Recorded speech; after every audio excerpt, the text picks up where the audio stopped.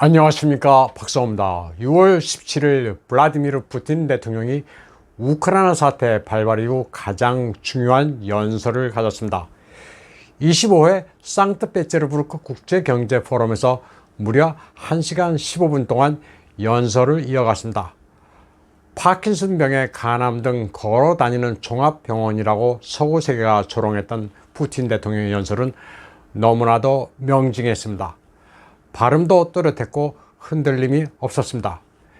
연설을 들으면 그가 러시아 지도자로 국제 정세가 어떻게 획기적으로 변화하고 있는지, 그리고 그 새로운 국제 질서에서 러시아의 역할은 무엇인지를 간결하고도 힘있는 언어로 설명했음을 알 수 있습니다. 그는 또 주권 국가는 어떠해야 하는지에 대한 소신도 밝혔습니다. 푸틴 대통령은 새로운 세력 중심이 태동하고 있으며 단극 체제의 세계 질서는 끝나 다시 돌아오지 않을 것이라고 말했습니다. 또 식민주의적인 사유 방식은 종식됐다고 밝혔습니다. 상트페테르부르크 경제포럼은 서구의 다보스 포럼에 필적하는 상당히 중요한 국제 질서를 조형하는 장입니다. 그런데 올해만큼 중요한 적은 없었습니다. 그는 미국 중심의 세계에 대해 일격을 가했습니다. 우선 냉전에서 승리를 선언했을 때 미국인들은 스스로를 지구상에 있는 신의 사자라고 여겼다면서 그들의 이익은 신성하지만 그에 따른 의무는 저버렸다고 말했습니다. 그러면서 이로 인해 새로 태동한 세력의 중심은 그들의 체제, 경제 모델, 그리고 주권을 지킬 권리가 있다고 말했습니다.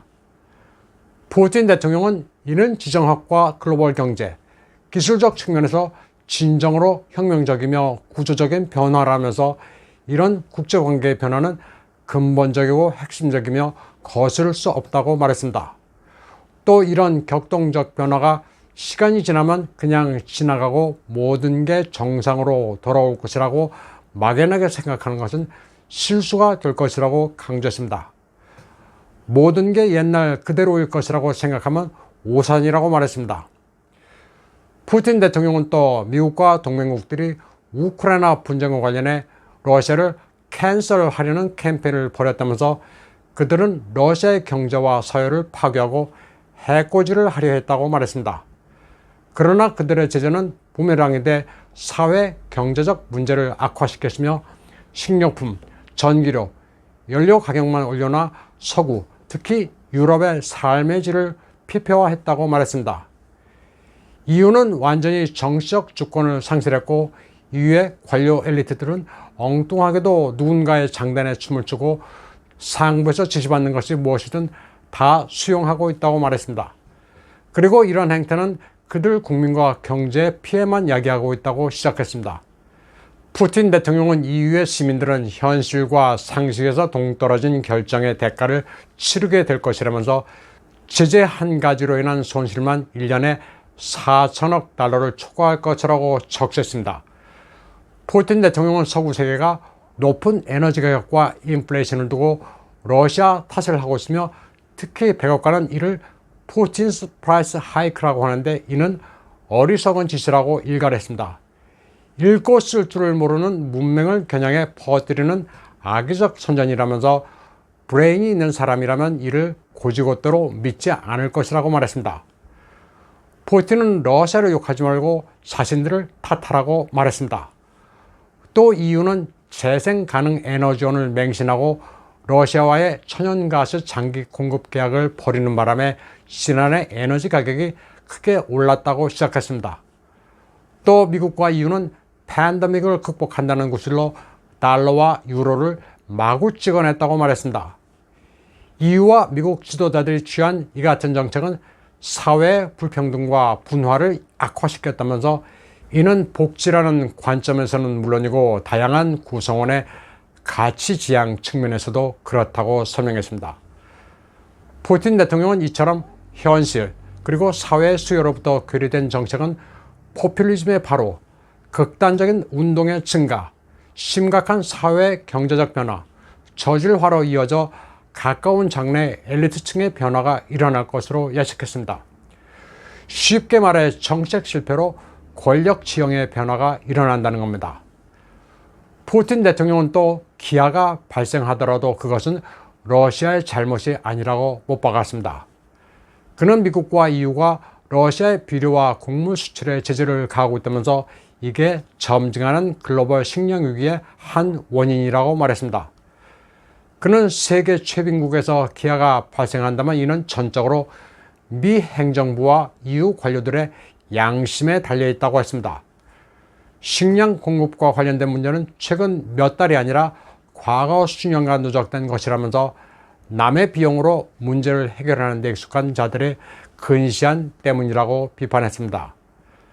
그러면서 푸틴은 기아가 가장 심각한 아프리카와 중동에 식량을 보내줄 준비가 되어 있지만 서구가 한 재정, 운송 제재에 방해를 받고 있다고 말했습니다. 푸틴은 우크라이나 사태의 근본 원인도 언급했습니다. 서구가 약속을 지키지 않았기 때문에 그들과 아무런 접점을 찾기가 불가능했다고 말했습니다. 나토의 동진과 민스크 협정을 저버린 우크라이나, 그리고 이를 감독해야 할 서구의 책임을 언급한 겁니다.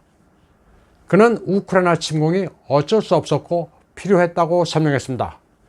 서구의 전적인 비호를 받는 네오나치와 키예프 정권이 사용하는 제노사이드로부터 돈바스의 주민들을 보호할 주권 국가로서의 권리가 있다고 강조했습니다.